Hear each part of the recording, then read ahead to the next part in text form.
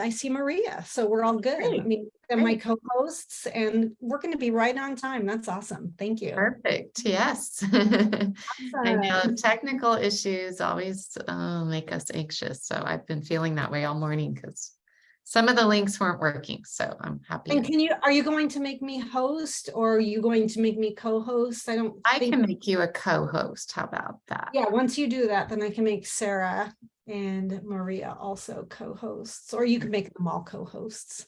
There you go. Yeah, I will. So you're a co-host now, and Maria's a co-host now. Like Sara is as well. Yeah. So I will just leave you to it, and thanks. Fabulous. Thank you, Lisa. I appreciate that. All righty. Hopefully everybody had a good break and we're feeling ready. There's a lot to share and learn, but we're excited for your session. Great, thank you. We'll get started in just a second here. I just need to re-find all of the appropriate files here, but I think we are ready to go. So let me try to share screen. First of all, we want to welcome you. I think I'll go ahead and introduce our presenting team today. Thank you so much for coming to our session. My name is Soleste Hilberg, and I'm with UC Santa Cruz. I'm the Director of Teacher Education, and I'm here with two of my colleagues today, and I'll let them introduce themselves. First, Sara, and then Maria. Hello, everyone. Good morning. It is a pleasure to be here with all of you. My name is Sara Sanchez, pronouns she, her, and ella. And at UC Santa Cruz, I work with our HSI initiatives with the Ganas graduate programs as the Ganas graduate program director. Maria? Thank you, Sara. Good morning, everyone. My name is Maria Fernanda Alcantara. My pronouns are she, her, ella, and I serve as a project consultant to the HSI Hispanic Serving Institution Initiatives team at UC Santa Cruz. Awesome. Thank you so much, both of you. I am now going to share my screen. The session that we're doing today, we're calling it Racial Affinity Group Networking through the UC Santa Cruz LIFT program, and LIFT stands for Latinx Initiative for Future Teachers. So just give me one moment. Here I go. I think we're good. So I'm just going to rearrange my screen. Once I share screen with the Zoom, then it rearranges my screen for me, which is fine as long as I can find everything. Before I just want to make sure I can see the participants in the chat. Donita, thank you for letting us know. I hope I pronounced your name right. We have no problem if you're having technical difficulties or challenges. We get it. Happens all the time, especially during the summer when we're at home and maybe our network isn't as strong as it is when we're on campus. Very good. So I'm gonna advance my screen. I'm not even sure. Oh, here it is. Okay, so we're going to start with the land acknowledgement, and we know that we're all in different places in California, but we are located here in Santa Cruz, and Sara is going to share our local land acknowledgement. Thank you. Yes, and in particular, myself, I am at UC Santa Cruz, so I will share the UC Santa Cruz land acknowledgement. And I invite you all to acknowledge the Indigenous people from the land where you are. You can do that in the chat if you wish. The land on which we gather is the unceded territory of the Awas speaking Wipi tribe. The Amamutsan tribal band, comprised of the descendants of indigenous people taken to Mission Santa Cruz and San Juan Bautista during Spanish colonization of the Central Coast, is today working hard to restore traditional stewardship practices on these lands and heal from historical trauma. Thank you, Sara. I appreciate that. And as Sara said, she invited everyone to go ahead and put over in the chat, if you wouldn't mind, a land acknowledgement, and just let us know where you're from. And if you don't know the Indigenous folks in your area, please just let us know where you're zooming in from today. Thank you so much, Lisa. Appreciate that. She is on the Patwin territory. I'm not sure I pronounced that right. We've got folks from UC Riverside, Owaswas, Dana, thank you. That's our local. And Donita's with the Chumash Central Coast area, Eduardo, the Tongva. This is awesome. Dr. Taylor is in Sacramento, and Eduardo Lopez is in UCLA. Evelyn, thank you. I am not going to try to pronounce that. Akjahaman and Tongva. you want to jump in and tell me how to pronounce that. Awesome. And Stephanie, I'm not sure, but I think it sounds like you're zooming in from Orange County. Awesome. Thank you so very much. Well, we're excited to get to share with you the work that we're doing today. And we're very much mid-cycle. We're very much in progress, but we're going to talk a little bit about what we've learned and we're hoping to learn from you as well today, but also to brainstorm some ideas with you about where we can go next with our program and hopefully talk about ways that you can do some similar work in your areas as well. And then Sara, I'm sorry, you also have a Before we get to those details, portions of this presentation were developed under a grant from the Department of Education. However, they do not necessarily represent the policy of the Department of Education, and you should not assume endorsement by the federal government. And we'll talk a little bit more about our grant in a few slides. Thank you very much. So we have three parts to our presentation today. We're going to start by sharing with you what we've learned from the research literature on affinity grouping in teacher education. And then we're going to talk about our own personal unfolding story here at UC Santa Cruz. And then we want to engage you in a discussion activity and try to elicit your incredible insights about how we can move forward. So I wanted to start by providing a rationale. Why is it important to be thinking about racial affinity networking? So a couple of key points that really jumped out to me from the literature as a reason for why this work is really important. We're all involved in teacher education. We're all involved in supporting pre-service teachers, and we are undoubtedly all involved in supporting pre-service teachers of color. And yet what we know from the research is that teachers of color, while we might be supporting them to obtain their teaching credential, what we also need to know how to do is support them to be successful and to stay in the profession. And teachers of color currently are leaving the profession at a higher rate, 24% higher than their white colleagues. An additional reason why this work is really important is that a study that was done by one of our colleagues, actually a graduate, a PhD student from UC Santa Cruz, who's now working at, I believe, USF. Her last name is Cruz. And what she found out is that teachers of color who are committed to social justice are often unsupported in their first years of teaching, and they're often actually pushed out of the profession. And I feel like I have some anecdotal evidence of that even locally. So those are two really important reasons as to why it's really important for us to learn about how to support our students of color. And one of those ways being providing structures for affinity group networking. So we asked the question, why is this happening? And what are some interventions? What does research tell us about what are some things that we can do? So Sara has the next slide. Yeah, to contextualize this a bit more, there is what I'll talk about is racial battle fatigue. So coming these citations and this information from an article by Pizarro and Coley from 2020. But define racial battle fatigue is the psychological, emotional, and physiological, so what we actually experience in our bodies, physiological toll of confronting racism. Often in the teaching classroom school context, the teachers of colors will feel that there is no escape from the racism that they experience or that they see their students experiences, but at the same time, there is little to no acknowledgement of that this is happening or that this is existing.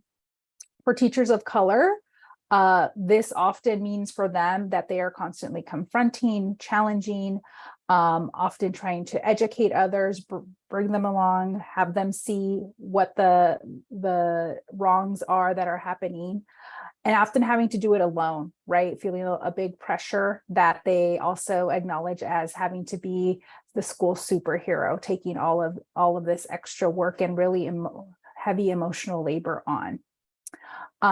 In their experiences, these teachers are also constantly on high alert, just expecting on their toes that there'll be another racist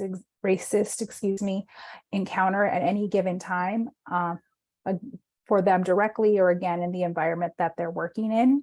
And so related to that also, they're hypervigilant in their work, what they produce, their lessons, etc., because they don't want to be again, targeted for unnecessarily so, for how they're doing their work or what they're presenting on, right? They don't want to give another reason to be attacked.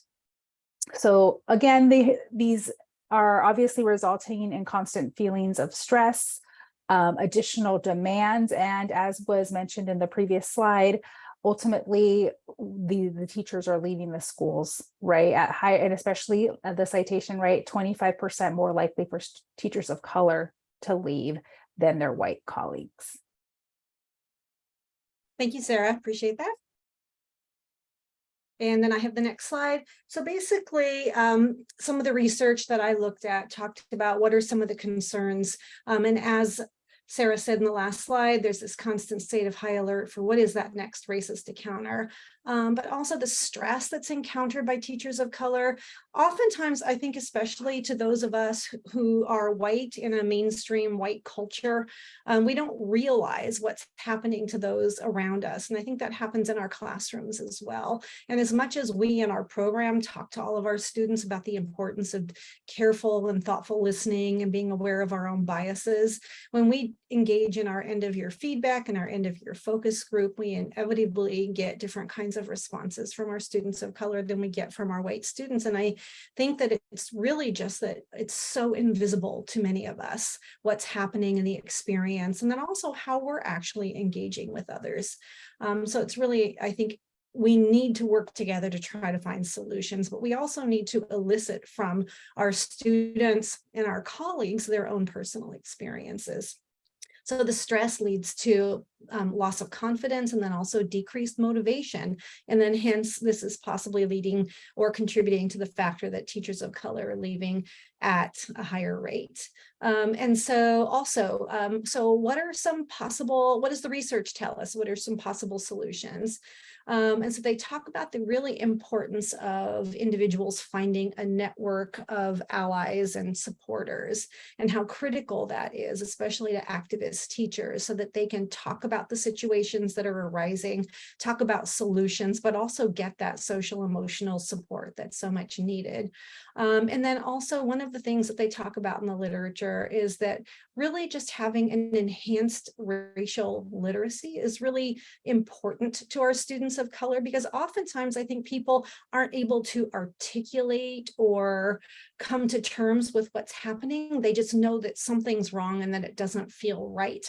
And so by actually talking about racial literacy, aspects of racial literacy, and giving students the language, and also giving them students the terminology so they know that what they're experiencing isn't something that's they're experiencing on their own, that it's real and that it's out there, is known to be a support to our students of color. So we're going to take just a minute here and go into breakout groups. And I actually, let me just take a look. I can't tell from where I am how many folks are with us. Oh, 19. So good. This is great. So we're going to do 4 different breakout groups. And we just want you to chat for just a moment. And my question to you is, what might be some reasons that having limited racial literacy, meaning not really knowing different aspects of the kinds of isms that are happening, or not really having the appropriate terminology, not even appropriate terminology, just not even having, being able to label the things that are happening, why might that be problematic for our new teachers of color? Does that make sense? Okay, so Sarah posted my question over in the chat, and then when you get into breakout groups, we're going to come in and make sure that you have that as well. But we just want you to talk about it in a small group before we continue. And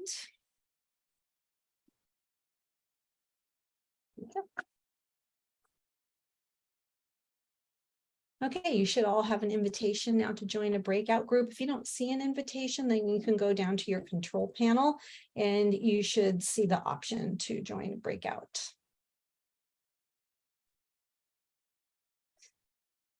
No, it's not giving us the option to. Oh, I'm sorry. I didn't No, open it it. did. There Okay. you go. Thank you very much. Okay, I see folks are being able to find the breakout rooms. There they go. And then Sarah, if you want to join yours, and Maria, if you want to join yours, you can just give them the question in the chat and then come back and I'll move you to a different one, okay?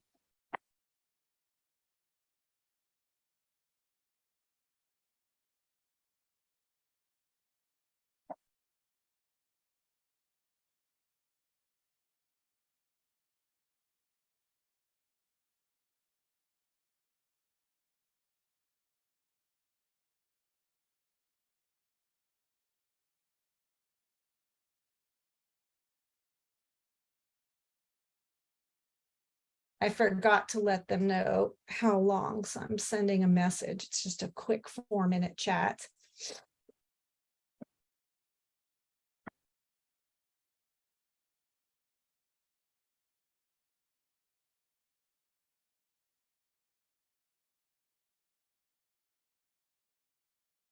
And then Sarah, I forgot to tell people how long. So if you could also put in the chat 4 minutes, that will be helpful. And then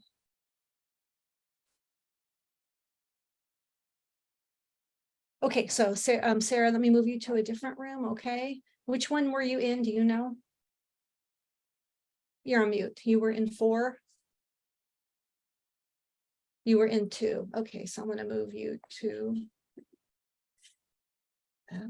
That's interesting. I don't see you. Okay, let me go find you. Sarah, move to 4. There you go. And Lisa, I have 2 Lisas. And Donita, are you having a hard time getting in?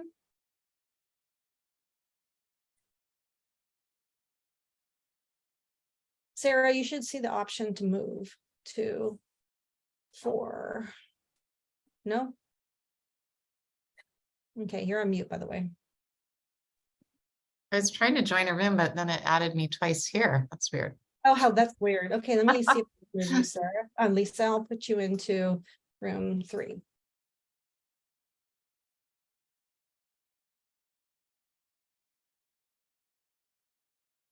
It won't let me go.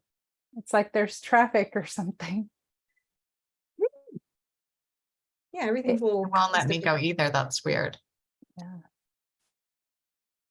That's okay. I'll just stay here. I'm having technology anxiety. I'm like, oh. Thank you, Donita. I think Donita isn't able to join a group, and but she did put something in chat, and I appreciate that, Donita.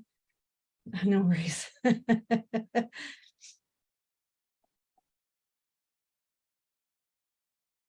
Oh, that's frustrating. Yeah, I see her in room 4, but can't join. Yeah, I was having the same issue. And if you go down to where it says, if you open up the 3 dots, there's no option there for breakout rooms or join breakout. No. Okay. It said I can join, but then when I try to join, it doesn't let me. Same with Chandani. That's Yeah, weird. you maybe because you're host. Yeah, I guess so. The case. I thought I could join. But... Yeah.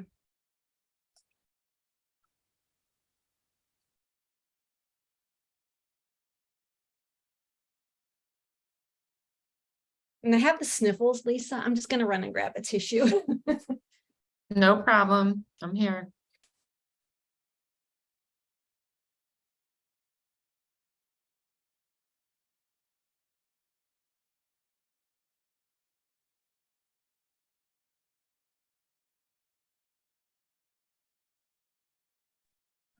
Okay, that in group 4, we did see your broadcast message also.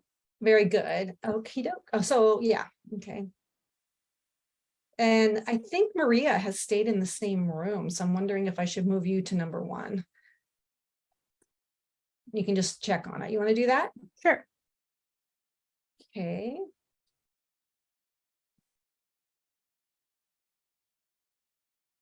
There you go.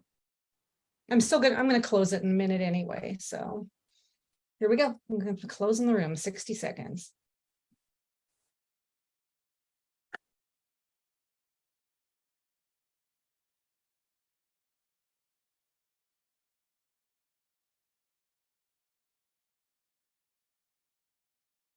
Anita, that's interesting.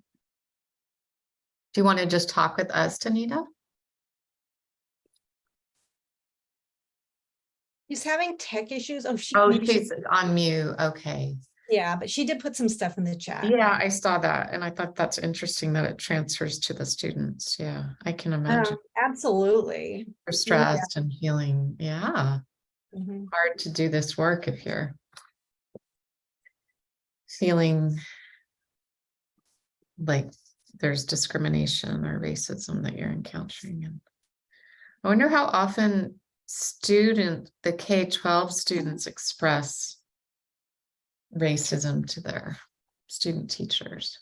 Honestly, Lisa, I have been pretty shocked by the focus groups that we've been doing. And I think you would even not just, and we're just doing it with our students in our graduate program. So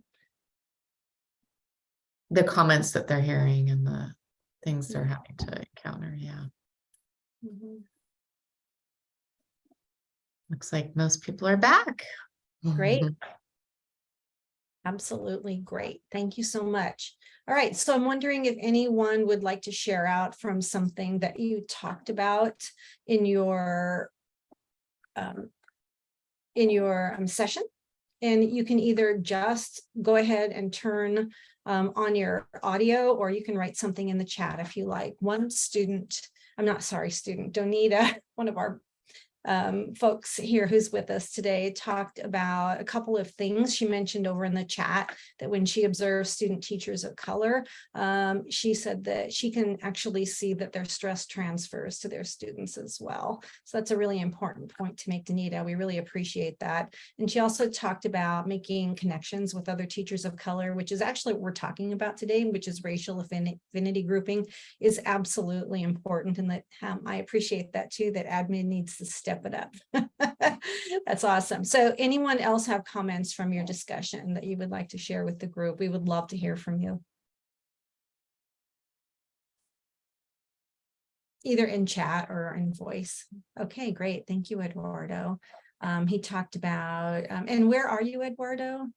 He talked about placing candidates with grads of the program who have the same mission and the intent, UCLA.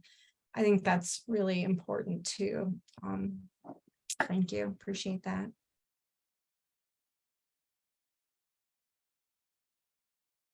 All right, if there's no other comments, we're going to go ahead and move on. There's going to be plenty of opportunities for Lisa, did you have a comment? Were you going to say something? You're on mute, so. Oh, sorry, I couldn't tell if you wanted to say something. I did, if that's okay, ever so quickly. What I think I hear saying, some of us get to practice, is the building of allyship muscles. And so the idea that you would either have a mentor who had gone before, or you would also be another student of color out of school, or you would have an affinity group. All of those echoes on site are what I think we've seen be useful. But this notion of literacy, I'm really interested in this, how we're defining that as a teacher's supervisor, how I share out language, because it's across a lot of cultures. In my last cohort, I had 3 people from different parts of India, and that was its own very rich conversation. So it's a lot of so thank you. It's very interesting. I'll keep listening. Awesome. We appreciate that. Thank you, Lisa. And I noticed that Sumita talked about it. Their group just started having a conversation and wanting to talk about racial literacy. And we will talk a little bit about that, but we draw heavily from the work of a couple of different authors. One is Rita Coley, who has done research on teachers of color. And so we use some of the language, and then also another text that we use is a great book called Creating a Home in Schools, and it's by a couple of folks from Washington, Francisco Rios and A. Longoria. So very good, but we will get into a little bit of that as we move on in our session today. Thank you. Awesome. Great. And then, all right, so there we go. Now Maria has the next slide for us. Thank you. Thank you, Soleste. So yeah, so as Soleste described, racial affinity groups support educators of color to help them find connection, support, and inspiration. They provide a safe space for teachers of color to decompress and process the trauma that they experience from different things, from institutional racism, lack of sense of belonging, imposter syndrome, racial battle fatigue, disability battle fatigue, amongst other issues affecting them in the field. So as my colleagues and I embark on doing a study on the LIFT program, which you will learn a little more about in a few minutes, we are interested in assessing how the LIFT program serves as a racial affinity group and a healing space for scholars in the program, and whether scholars are developing healing-informed practices that they can incorporate into their teaching pedagogy. Dr. Farima Porkershot suggests that there is a need for teachers of color to reimagine their pedagogies of activism and resistance in their classrooms, and to collectively heal, right? And this is important for us because we really believe that in order for teachers to take care of their students, they need to be taken care of first. In order to create meaningful relationships and transformational change with their students, they need to be able to have the space to safely share what they are going through, find the validation, and get the opportunity to heal from those traumatic experiences that they have been through. So because racial affinity groups create those support networks and they provide them the opportunity to heal, we are transforming the way that we operate, in the sense that we're moving towards a healing center framework of teaching rather than just trauma informed. And this is because individuals are more than the trauma that they experience. Not to say that trauma informed care is not important, but rather we're rethinking how we work with the teachers of color in the program as pre-service teachers, and thinking about how they will get to work with their students in the future once they are in their classrooms. Thank you so much, Maria. Appreciate that. So now I'm going to talk about just our unfolding story at UC Santa Cruz and sort of where the idea came from for the LIFT project. And before we start, Sarah gets to tell you a little bit about the grant. Yes, so LIFT in its official capacity over now the last 3 cohorts of the program has been made possible by a $3 million grant from the U.S. Department of Education that was given to our campus after a competitive application process in 2020 and 2021. So we have this grant through 2025, and the mission of the grant is to help the campus increase the readiness of Latinx, low income, and students of color from UCSC and also from Cal State Monterey Bay to apply to graduate programs and succeed in graduate programs once they are there. Our grant has 8 activities that you see listed here in this chart on the screen. 3 of them we associate as pathway interventions, which is activities for undergraduates on their way to hopefully graduate school and furthering their education and credentials. And then our other 5 activities as degree completion interventions, which is where LIFT fits in there as our activity. And just this past Saturday, Celeste and the team welcomed the newest cohort of LIFT scholars. So we have 15 more LIFT scholars, our 3rd cohort, to bring our total to 43. And we've been extremely pleased with the partnership with the education department and folks in this activity. Great. Thank you so much, Sarah. I appreciate that overview of the larger project and the larger work that's happening on our campus. Okay, first of all, about our program, just super briefly, our program is intense and it's accelerated. In 12 months, students in our program earn both their master's degree as well as their preliminary credential. So it's very intense. It's really not for everyone. And oftentimes we do get students who have, additional things happening in their lives. They need to work, they have children, maybe they're a single parent. So we understand that our program it's challenging for everyone, but it's especially challenging for students who who have additional challenges in their own lives. And then also we only offer 5 credentials, the 4 core subjects, math, science, English, and social studies, and then also multiple subjects, elementary credentials. So that's just a little bit about our program. So where did this work come from? We do an end of year survey, and there were certain hints. We weren't disaggregating our surveys initially by students of color and white students. However, some students would make comments in the end of year survey. We need more students of color in this program. We need more funding for students from marginalized group. And some students would go so far as to say, I didn't feel that I was in a safe space. I felt like I was attacked for my ideas, or I felt ignored. And frankly, the ignored comes up repeatedly, and it continues to come up. And some people felt that their identity was disregarded. And then there were also other comments where students maybe felt that they were singled out and expected to be the voice representing everyone from their culture, other things like that, but to a lesser degree. But so we were getting these hints, and we felt that we needed to get information a little bit more systematically. So we started end of program focus groups specifically for students of color to tell us about their experience, to give us feedback about their experiences as a student of color. We've also done some very targeted recruitment outreach, really letting students know that we're looking for students of color, that we welcome students of color. And we've also asked students what are their challenges, and we've tried to address many of those challenges. We spent some time over a couple of summers doing what we call cohesion and alignment. We talk about our program having a focus on equity, social justice, and anti-racism. So we developed some cohesion and alignment teams where we talked about the student experience across the 12 months of our program and talked about how we can keep those things at the front and center across the entire experience for our students. And we continue to do that cohesion and alignment work.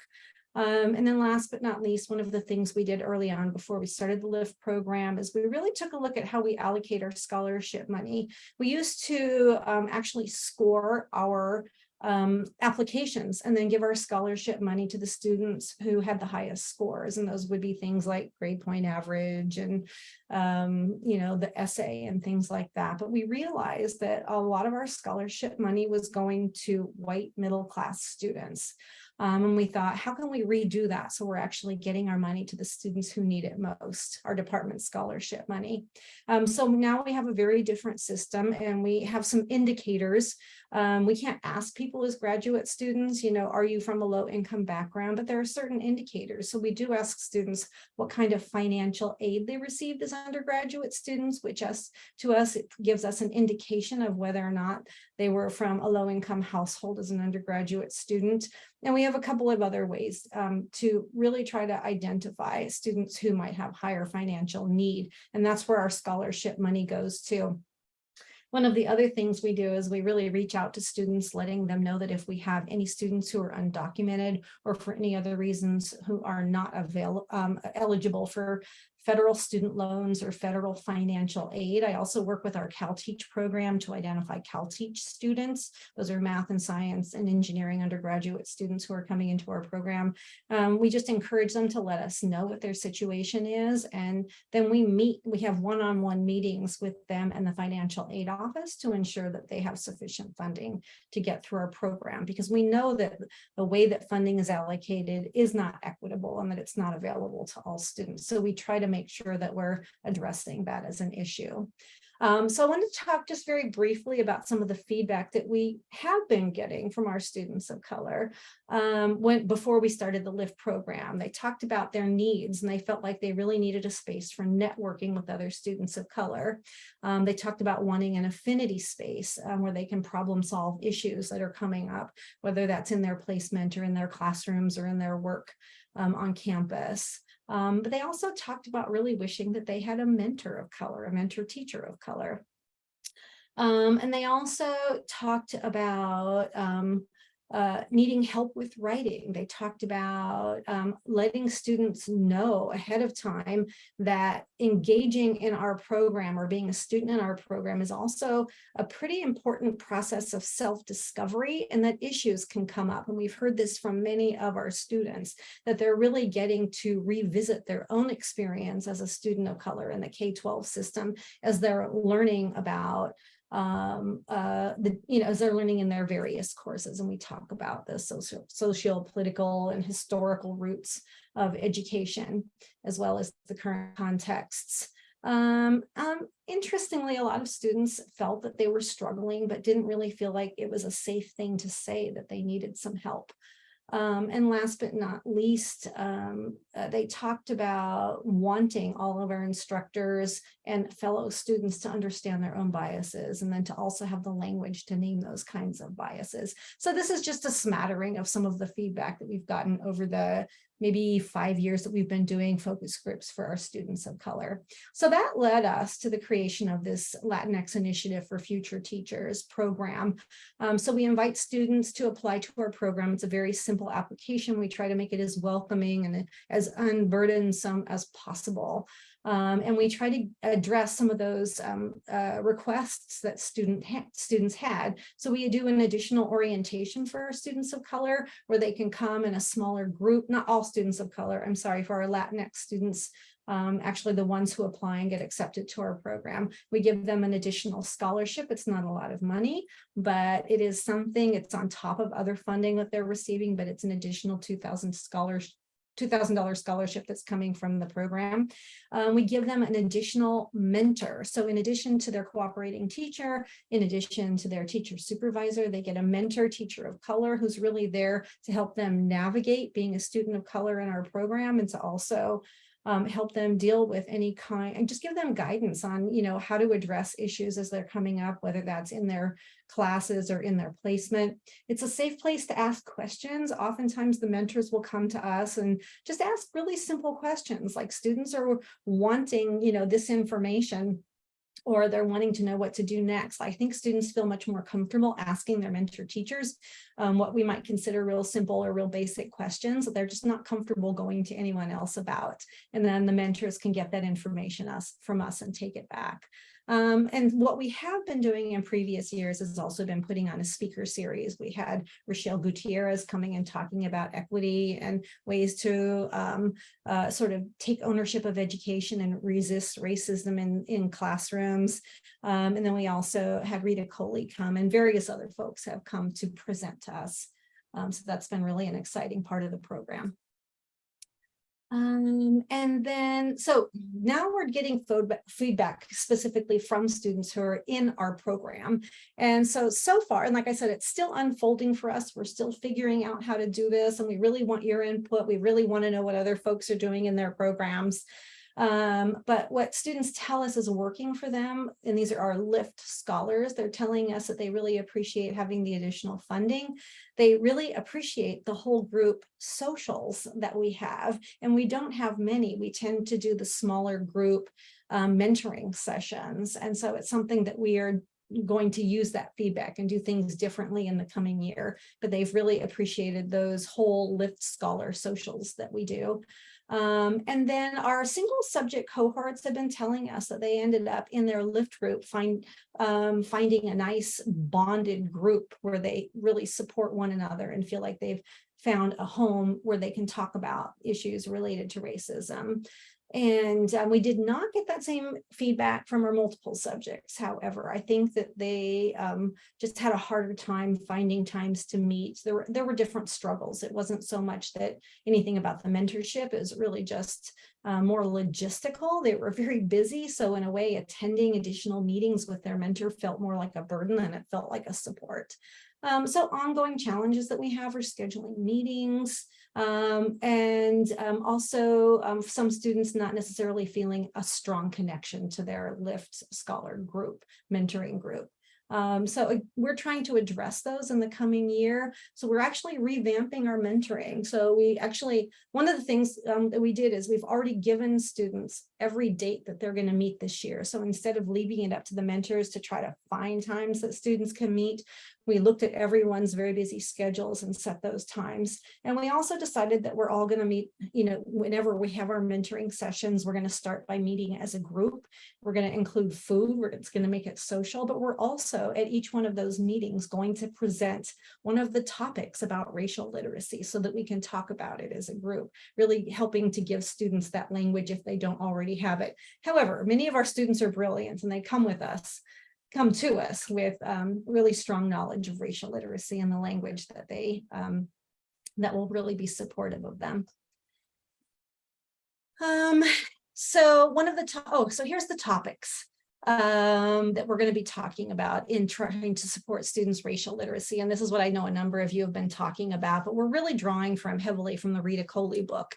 And so one of the topics we're going to talk about is her first chapter, which is the racialization of teachers of color.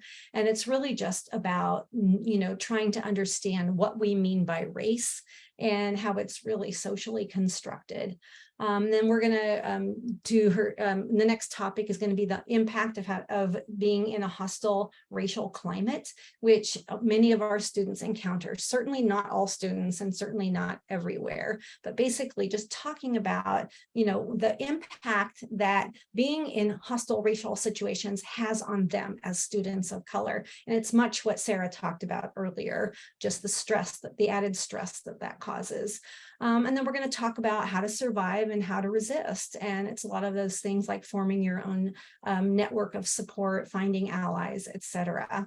And then talking about, one of the strategies is really reimagining a future education that is full of hope and full of positive support for all students.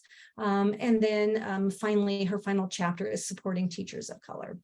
So that's what those are the 5 big meetings that we're having this year. And between those meetings, we have smaller group sessions that are much shorter in duration. So we're trying to make it so that our program doesn't feel like a burden to students, that it really feels like it's full of joy, a place to connect with others and a place to get support. So those are our plans for the coming year. So now we want to move into some discussion activities where we're going to pose some topics for all of us to discuss. One of the articles that I draw from when I think about racial literacy and supporting students to develop racial literacy is an article that I'm just going to give you the title, and it's not necessarily we don't discuss the whole article, but I do draw from this article to get topics of racial literacy. And it's called Ways that Well-Meaning White Teachers Bring Racism into Our Schools by James Utt.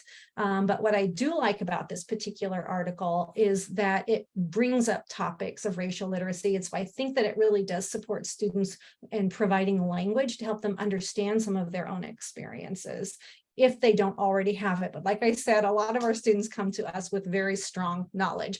One topic is essentializing, which means characterizing people within a culture as having an essential quality. And I think you can all probably think of examples, is maybe all Latinx students, blah, blah, blah, or all Black students, blah, blah, blah, or you need to be mindful of blah, blah, blah. So it's really saying that there's some essential quality of a particular group.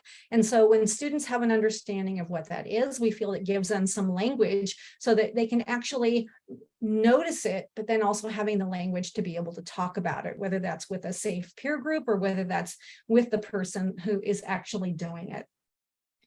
Okay, so what we're going to do now is go back into our breakout groups. And what we would like you to do is talk about the topic of essentializing. Have you had any related experiences that you would say is an example of essentializing, whether that's a personal experience yourself or whether it's something that you've observed? And I'll just give you an example. I've personally observed this. Actually seeing an instructor say to their students, you have to be really careful so that you don't have to, you can't force your Latinx students to look you in the eye because it's not a part of their culture and that makes them uncomfortable. So he's essentially saying that there's this essential quality of all Latinx students, which is really inappropriate because we know that there's a lot of different Latinx cultures. There isn't just a single one, and we can't really say that there's some quality that applies to all people with any group anyway. So in any case, please talk about whether or not you have any related personal experiences.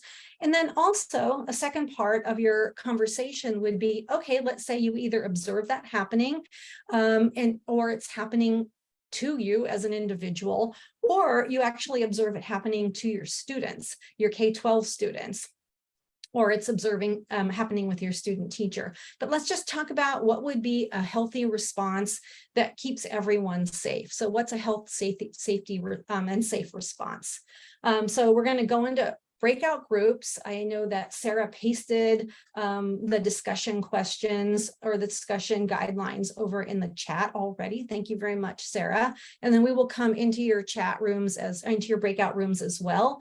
And okay, thanks, Lisa. It looks like this is going to be our only topic here. Darn. So we're going to only have 4 minutes to talk about this in your breakout room. And so we'll do that and then we'll just come back, but we'd like to at least get the conversation started.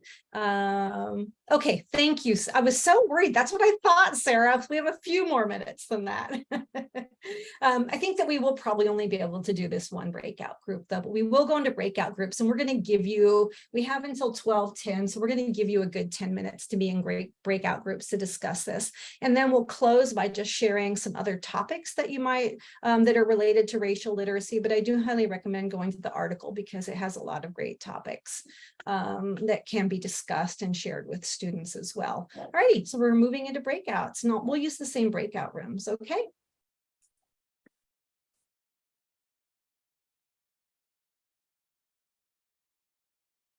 And I would love it, Maria and Sara, if you would do the same thing, which is go into the breakout rooms and paste in the discussion again. Thank you. And anyone, if you have a hard time getting into a breakout, just let me know. Helen, are you able to see the breakout option?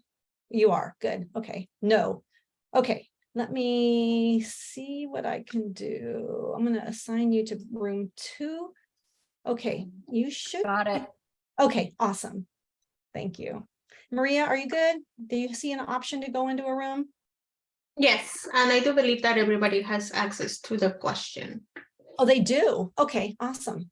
Thank you. Okay, so 10 minutes. I'm putting on my timer. Yeah, sorry. I, for some reason, thought it was. No, Sorry to you did scare me. I'm like, ah. Sorry. Well, that's okay. We're not going to get as far as we thought, but we never do, right? Never. It's. Well, this is really interesting. Thank you. I just think it's something to talk about. I have to share with you, Lisa, that I'm really surprised. Every year we talk to our students about our own biases and making sure blah, blah, blah. And yet at the end of the year, I will always have a couple of students who said, you know, I really felt more comfortable in breakout groups in my classes or in small groups in my classes with students of color because I felt like the white students, blah, blah, blah. And it's like, I just think it's invisible. And so I think people are just so not aware of the little messages and the little very subtle microaggressions, right? I know that's overused, but like. Well, that's exactly actually what we're talking about. Yeah. It happens more than we realize. And part of it is people aren't even aware they're doing it, you know, because it's so much a part of like, what? I'm not. Don't have that awareness, so. Okay, I'm going to set this for me. I wish I could join a room, but I'm scared to try to join. Yeah, I agree. I'm kind of out of my Zoom land. You know what I mean? Too. I don't know what happened last. I guess maybe, you know what I was doing? I was going through and changing a lot of my Zoom settings to make sure it's sort of, oh, let me actually. Great. I think we're all back now. I appreciate it. What I'd like you to do is take a minute and just share something in chat, something important that came up from your conversation. And I'm inviting everyone to write a comment in chat so that everyone can hear from everybody. So I will read some of them out, but please do share something from your conversation over in the chat. And it really can be anything that you found useful from your conversation.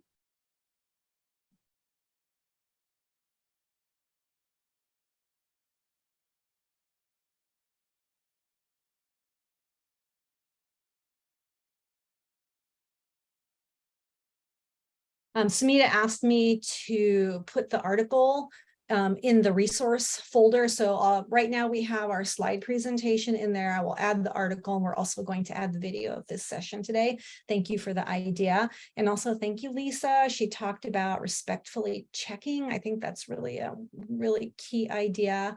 Eduardo says he asked if a BIPOC candidate said, I don't want to work with a white teacher because of blank, is this essentializing? Oh, you posed that, Eduardo, to your group. That would be a great 1 hour discussion question in itself. I don't have a response for that, but I hope you had a chance to talk about in your group. And Dr. Taylor talked about folks needing to feel valued even when they make a mistake. Well, such a great point. Lisa mentioned leaving space to be wrong. Interesting. Thank you for that. We actually talked about that at our orientation on Tuesday for our incoming cohort.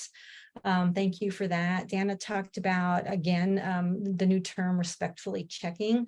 Thank you. And Smita said that her group talked about finding common experiences among a group of students to in order to teach a large group. Very important. And I also think, Smita, just talking about what we talked about in the orientation yesterday was, or maybe it was 2 days ago, we talked about really that we're all here with some shared values and some shared purposes, and that's what we have in common, even though we all come to this with different backgrounds and different experiences. Awesome. And then Angela talked about the professor. She applauds the professor who, with the way she handled 2 teacher candidates who made some of the most appalling comments to her. I'd like to hear about that. Sounds cool. And then Lisa wants to give credit to Vanessa Zapeda. Thank you so much. All right, good. And so we're going to quickly move through our last slides just so you know the topics that we were going to be talking about today.